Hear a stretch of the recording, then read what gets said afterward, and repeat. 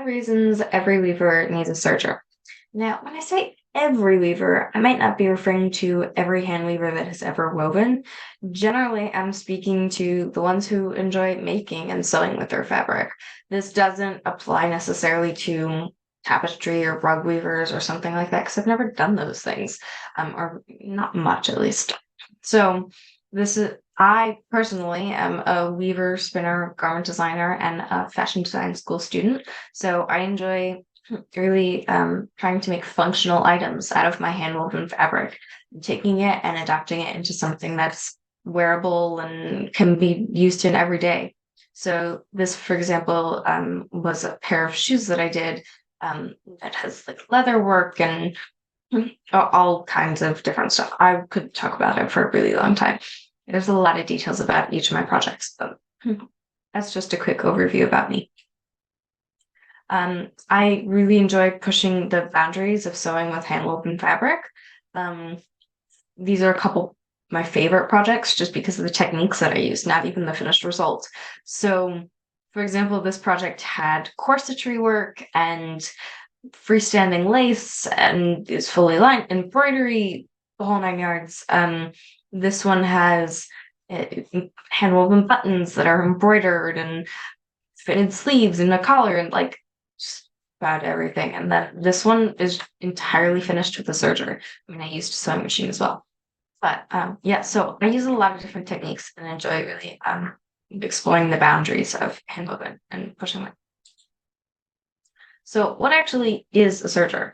It's also known as an overlocker, and it's used to stitch seams while trimming away extra fabric and overcasting the edge of your fabric. So it's finishing it while sewing it. And I'll show you some examples of that. It does not replace a sewing machine. It actually works amazingly in conjunction with a sewing machine. And so some of those examples that I showed before of outfits, most of them use both and different techniques and finishes, and there's a lot of details in them. It also often uses multiple needles and cones of thread. These are my 2 sergers that I primarily use, and one of them has air threading. I'll tell you what air threading is. And this is just kind of like the standard run-of-the-mill Burnett serger, and I love them both. Burnett is like personally my favorite just because they have a nice variety of machines, and they work really good. So my number one is there's no more hem stitching on the lip. It finishes fabric securely in a matter of seconds rather than hours. So when I say no more hem stitching, if you want something decorative, go for hem stitching. I've done many varieties. I've done Italian hem stitching and your normal one and the backwards one and like just like all of them. So I definitely understand doing hem stitching. I've even done it for trim, all kinds of different things, which it doesn't then apply to serger. If you're going for something like in this video where I took it off the loom and I wanted to secure it so that I could full it or wash it or whatever it ends up being, then I can like it just goes nice and quick, like without really having to worry about hands. So that's basically what hem stitching is. Here's a few more examples. So this one you can kind of see the blade running as it goes, and that's what's actually cutting the fabric. You have an option with most sergers to not use the blade and to just get a nice neat finish on it. But it's usually helpful just to get that little frayed bit, or in this case, this is everywhere that I tied on, and then I cut it all off so that it could run through the washing machine because it was cotton.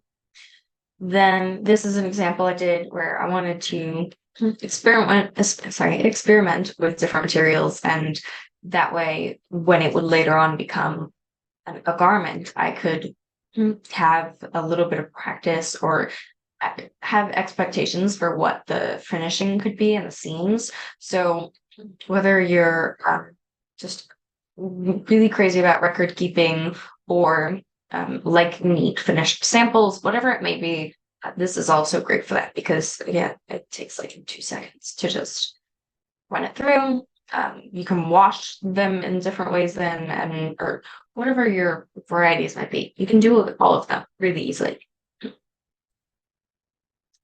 Number two is you have more stable hems and seams. It prevents fraying because the stitches are wrapping around the edges. There's more options like blind hems, rolled hems, and there's a lot out there, but those are just a couple. It can add strength to pockets, zipper flies, and other high stress seams. So it's actually industry standard on a lot of like flies and different things like that, that instead of fully lining it or doing a fly shield or something like that, you're always finishing the ends. If you went to a store and looked at the zipper fly or pockets or hems or waistband, usually it'll have serging used in it because it's quick, it's easy, but it's incredibly effective. And another one is fusible thread for hem assistance. This is a bit like hem tape or the use of it, but instead you don't have one extra thing. It just runs through your machine like a typical thread, and then you can fuse it and take your time with placing the hem and then bring it back to the sewing machine rather than having, I think hem tapes are really bulky or double-sided interfacing or whatever it may be. It will replace those unless it's a project where you have preference. Number three is you get enhanced feed dogs. So there's two sets of feed dogs that are longer than those on the sewing machine. And they add stability when feeding fabric through the machine. In other words, your hand woven won't stretch or distort as it moves through your machine, which can happen a lot. I've even had people who are like, "Oh, I love my serger and I'm so happy about it," but it's stretching it. You can change your settings for that.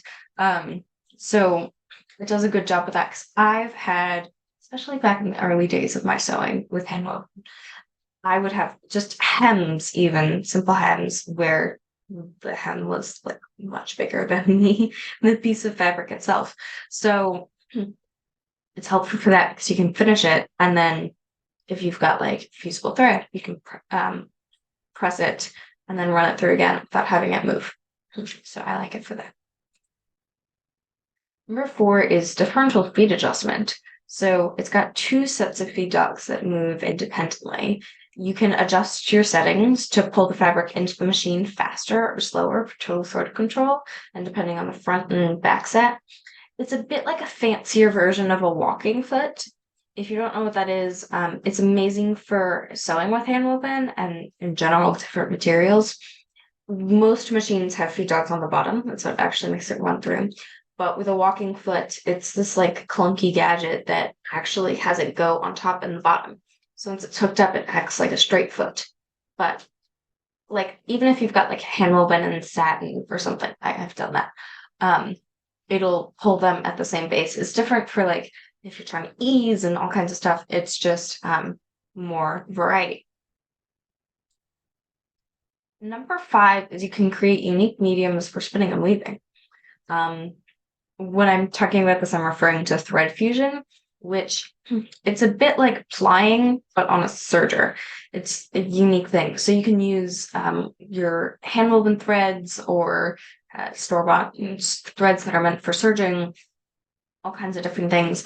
And this is really most suited if you are the type of weaver or spinner that really enjoys some interesting materials. I know some weavers who have used VHS tapes, dental floss, trash bags, like literally all kinds of stuff.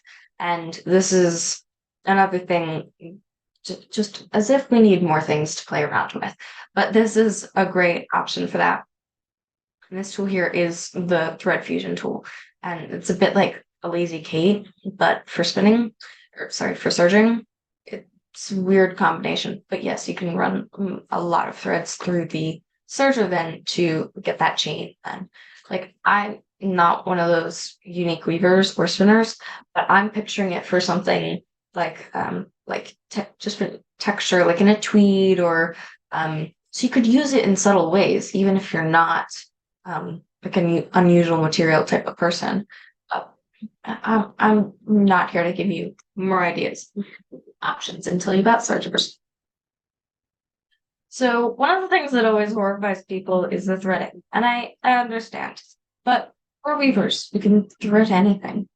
The next project that's going on my loom is, I think, 1900 threads, and that's on 32 shafts on a Dobby loom.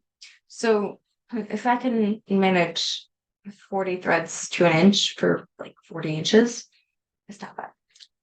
There's also always the tie-on trick, which is a bit like using a dummy warp, and it's but for serging. So you just tie on the old ends to the new and run a quick chain through, and it very rarely has issues with that. And you like I have to redo it when it gets like serviced or whatever it is, but if you use that trick, you'll very rarely have to actually thread. And the other option is air threading, which really is the gift that keeps on giving. One of my two sergers is air threading. I love it. So you thread the top two threads like normal, which are the threads that go into the needle. And that's just running them through a tension device and into the needle and behind the foot. But the two bottom threads are the really complicated, like stressful ones, because you have to pop off the front of the machine and go through.